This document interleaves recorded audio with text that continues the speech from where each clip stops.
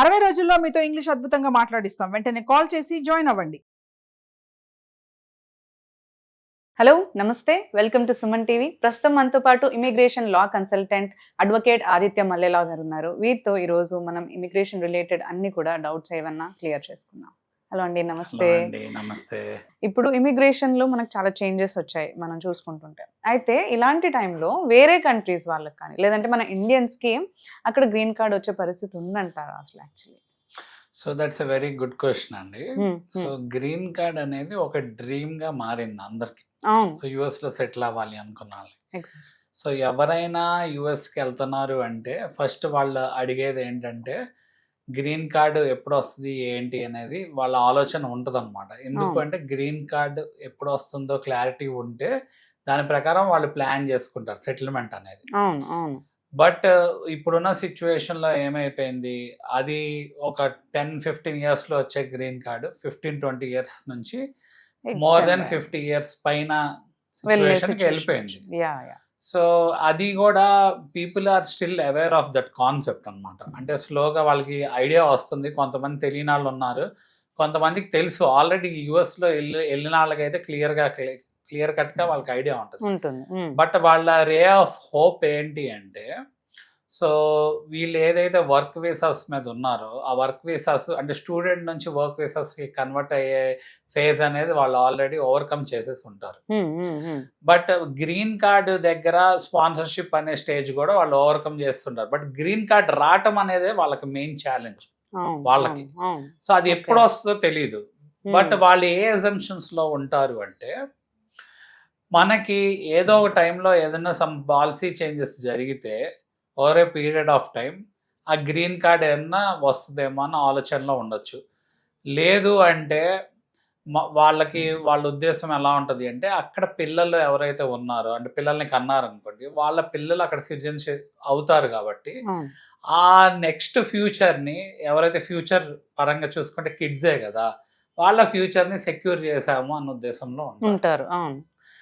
But green card రావటం అనేది పెద్ద ఛాలెంజింగ్ గా మారిపోయింది. గ్రీన్ కార్డ్ అనేసరికి కూడా చాలా రకాల గ్రీన్ కార్డులు ఉన్నాయండి. సో ఆ గ్రీన్ కార్డ్స్ అన్నిటి ఇష్యూ చేసే దగ్గర యుఎస్ అనే దానికి ఒక క్యాప్ సిస్టమ్ ఉంటుంది. సో అసలు ఈ గ్రీన్ కార్డ్ ఇష్యూయింగ్ అనేది ఎందుకు ఇష్యూగా మారింది అంటే అక్యుములేషన్ అన్నమాట. ఇప్పుడు వాళ్ళే ఇన్వైట్ చేశారు. ఇప్పుడు ఇది land of immigrants or land of migrants కాబట్టి over all this period of years they started inviting people from all across the world to encourage the talent. So as part of the talent ఏమైందంటే, అక్కడ వెళ్ళిన వాళ్ళు అక్కడ ఉన్న legal measures పరంగా follow అయ్యి స్లోగా దాన్ని సెటిల్మెంట్ నుంచి గ్రీన్ కార్డ్ నుంచి సిటిజన్షిప్ స్టేజెస్ కి కన్వర్ట్ అయ్యారు. అయితే ఇప్పుడు మన క్వశ్చన్ ఏంటి అంటే, ఈ సిచ్యువేషన్ లో ఏంటంటే గ్రీన్ కార్డ్స్ ని ఆపేస్తారా, ఎక్కువ స్ట్రిక్ట్ చేస్తారా అనేది major question. So green card ని స్ట్రిక్ట్ చేస్తారా లేదా అనేది again it depends on the countries statistics అన్నమాట. ఇప్పుడు గ్రీన్ కార్డ్ అనేది అన్ని కంట్రీస్ కి అవైలబిలిటీ ఉంటది కదా, మన ఓన్లీ నాట్ ఇండియా ఒకటే కాదు కదా. సో పర్టికులర్లీ ఇండియాకి ఒక దానికి ఆపేయటం అలా ఉండదు. సో ఇండియా ఉంటది, చైనా ఉంటది, ఇంకా డిఫరెంట్ కంట్రీస్ తో డిఫరెంట్ ట్రీటీస్ కూడా ఉంటాయి, బైలాటరల్ రిలేషన్స్ ఉంటాయి, ట్రీటీస్ ఉంటాయి. ఇమిగ్రేషన్ కి రిలేటెడ్ కూడా డిఫరెంట్ కంట్రీస్ కి డిఫరెంట్ ఉంటుంది, డిఫరెంట్ పాలసీస్ ఉంటాయి. సో ఏదైతే వీళ్ళు ఆల్రెడీ రూల్స్ రెగ్యులేషన్స్ వాళ్ళకున్న కాన్స్టిట్యూషన్ పరంగా అవనండి, లేకపోతే వాళ్ళు ఆల్రెడీ ఫ్రేమ్ చేస్తున్న లాస్ అన్ని కూడా ఎవరైతే పొలిటికల్ గా రూలర్స్ ఉన్నారో వాళ్ళు దాన్ని టేక్ ఓవర్ చేసి నెక్స్ట్ లెవెల్ కి తీసుకెళ్ళాలి అంటే, మనకి ఇక్కడ ఎలా అయితే మన పార్లమెంట్ ఉంటుందో, ఇప్పుడు లోక్సభ, రాజ్యసభ, మళ్ళీ సర్టెన్ అమౌంట్ ఆఫ్ మెజారిటీ, అలానే వాళ్ళకు కూడా కాంగ్రెస్ అంటారు దాన్ని, House of Senates, House of Representatives, ఈ మెజారిటీ ప్లస్ స్టేట్స్ అప్రూవల్, ఈ మెజారిటీస్ నెక్స్ట్ దాన్ని ఏంటంటే it is not in violation with the constitution అని కోర్ట్ తీయటము, ఇవన్నీ కూడా జరగాలన్నమాట. సో అలానే కొన్ని ఆస్పెక్ట్స్ ఎలా ఉంటాయి అంటే, హ్యూమన్ రైట్స్ కి రిలేటెడ్ చూస్తే మనకి ఇంటర్నేషనల్ కోర్ట్ ఆఫ్ జస్టిస్ పరంగా కూడా జరిగిద్ది అనమాట. అంటే ఏంటంటే కంట్రీ యొక్క ఇంటర్నల్ పాలసీ గురించే మాట్లాడలేదు నేను, జస్టిఫికేషన్ ఆఫ్ హ్యూమన్ రైట్స్ పరంగా. అంటే కంట్రీ ఎప్పుడు రెప్యుటేషన్ బేస్ మీద డిపెండ్ అయ్యిద్ది. ఇప్పుడు యుఎన్ పరంగా, యునైటెడ్ నేషన్స్ పరంగా తీసుకున్న ఇప్పుడు ఎవరికి వాళ్ళు ఇష్టమైనట్టు పక్కన కంట్రీని ఆక్యుపై చేస్తారు అనుకోండి, ఒక కంట్రీ కంటే ఒక కంట్రీ ఎక్కువ స్ట్రాంగ్ ఉంది అనుకోండి, ఆక్యుపై చేస్తారు అనుకోండి, అప్పుడు ఏంటంటే వరల్డ్ వైడ్ లో ట్రీటీస్ ఉన్నప్పుడు కొన్ని కంట్రీస్ అన్ని మాట్లాడుకొని అలా చేయొచ్చు చేయకూడదు దాని మీద డిపెండెన్సీ ఉంటుంది. అలాంటి వాటిల్లో యుఎస్ చాలా పైనీర్ మనం చూస్తే నిజంగా. సో ఏంటంటే అవసరమైతే ఆమ్యునేషన్ సప్లై చేసిద్ది, ఆమ్యునేషన్ సప్లై చేసినందుకు ఇంత ట్రీటీస్ పెట్టుకొని లాంగ్ లాస్టింగ్ డబ్బులు కట్టమంటది. సో అలా చూసుకుంటే ట్రీటీస్, బయోలాటరల్ అగ్రిమెంట్స్ ఇవన్నీ ఉంటాయి. అలానే వీళ్ళకి వార్స్ అలాంటివి వచ్చినప్పుడు కూడా ఎవరికి సపోర్ట్ చేయాలి, ఎందుకు సపోర్ట్ చేయాలి అనేది every country has its own agendas and policies. అయితే ఎప్పుడైతే డిటర్మైనింగ్ ఫ్యాక్టర్ ఎప్పుడైందంటే వరల్డ్లో చాలా పైనీర్గా ఉన్నప్పుడు ఆ పైనీర్గా ఉన్న కంట్రీ అనేది వేరే కంట్రీస్ మీద ఇన్ఫ్లుయెన్స్ చేసి వాళ్ళ డిక్టేటర్షిప్ ద్వారా కానీ వాళ్ళకున్న ఎబిలిటీ టు డిక్టేట్ బేస్ చేసుకొని కంట్రీ ఒక హోల్డ్ తీసుకొచ్చే సిచ్యువేషన్ ఉంటుంది. బట్ ఇవన్నీ అనేది డిఫరెంట్ కంట్రీస్ అబ్జర్వ్ చేస్తూ ఉంటాయి బయట. సో ఇమిగ్రేషన్ పరంగా చూసుకుంటే వీళ్ళకి మేజర్గా వచ్చే ఛాలెంజ్ ఏంటి అంటే, ఇప్పుడు మనం యూరోప్ని చూసాము, లేకపోతే కెనడాని చూసాము. ఎలా ఉంటుంది అంటే సిచ్యువేషను, వీళ్ళు ఆల్రెడీ ఎవరైతే ఫస్ట్ మైగ్రేట్ అయ్యారో వాళ్ళకి అక్కడ పిల్లల్ని కంటం పరంగా కూడా ఎక్కువ ఫ్యామిలీ ప్లానింగ్ ఓరియంటెడ్గానే ఉంటుంది. అంటే ఏంటంటే నెంబర్ ఆఫ్ చిల్డ్రన్ చూసుకుంటే ఎక్కువ మందిని కనపవచ్చు ఇప్పుడున్న సిచ్యువేషన్లో. లేకపోతే ఇంతకుముందు కూడా అంటే బాగా వెనక్కి వెళ్తే ఎక్కువ మందిని కనేవాళ్ళు, ఇప్పుడు అంత సిచ్యువేషన్ లేదు.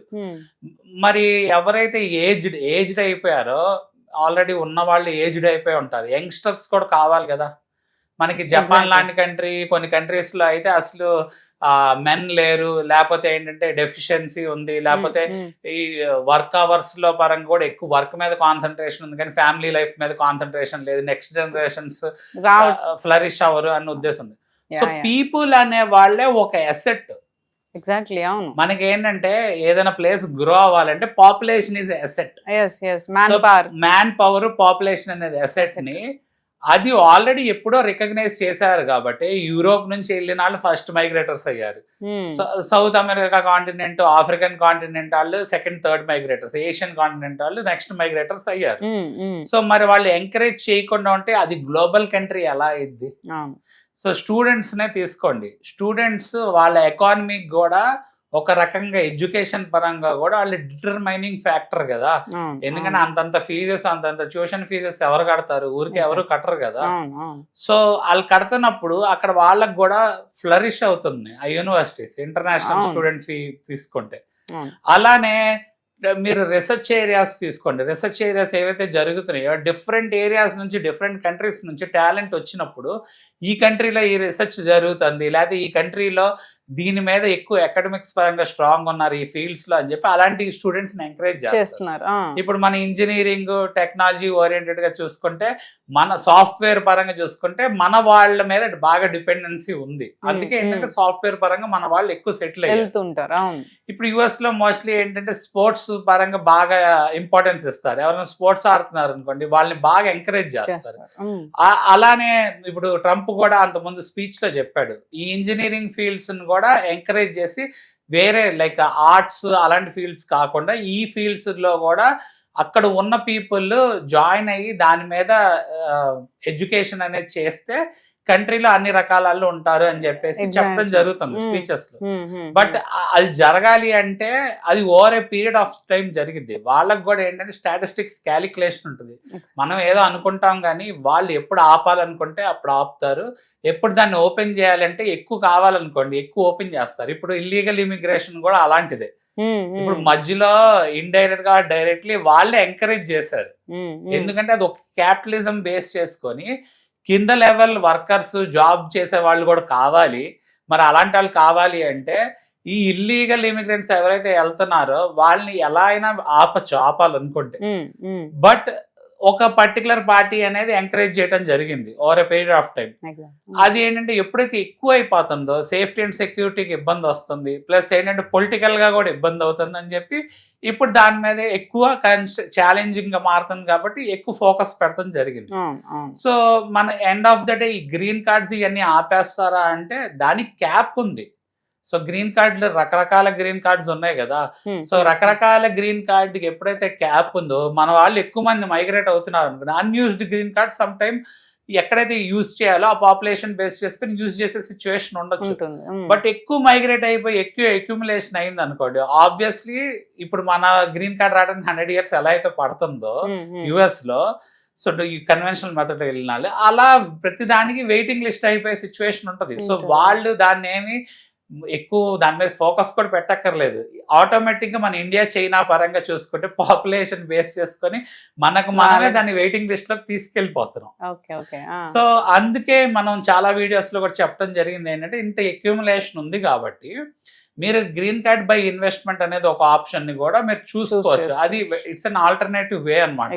సో అందరికి సెట్ అయిద్దా లేదా, ఎవరికి సెట్ అయ్యిద్ది, వాళ్ళకి ఏం మార్గాలు ఉన్నాయి, ఈ గ్రీన్ కార్డ్ లో కూడా చాలా రకాలు ఉన్నాయి కదా, రీసెర్చ్ మీద చేసే వాళ్ళకి కూడా మార్గాలు ఉన్నాయి. వాళ్ళకంటూ వాళ్ళు అనలైజ్ చేసుకొని వాళ్ళకున్న రిసోర్సెస్ ఏంటో వ్యాలిడేట్ చేసుకొని వాళ్ళు ఈ గ్రీన్ కార్డ్ బై ఇన్వెస్ట్మెంట్ ని ఆప్ట్ చేయాలా లేదా, యుఎస్ లో త్వరగా సెటిల్ అవ్వాలి అనుకున్న వాళ్ళకి ఇది ఒక ఆప్షనా కాదా. అలానే మనం ఇంతకుముందు ఫర్దర్గా చేయబోయే వీడియోస్, ఇంతకుముందు చేసిన వీడియోస్ని వాళ్ళు ఫాలో అయ్యి వాళ్ళకి ఎలా దీన్ని ప్రయారిటైజ్ చేసుకోవచ్చు, గ్రీన్ కార్డ్ బై ఇన్వెస్ట్మెంట్ అనేది కూడా ఆప్ట్ చేసుకోవచ్చు. థ్యాంక్ యూ అండి.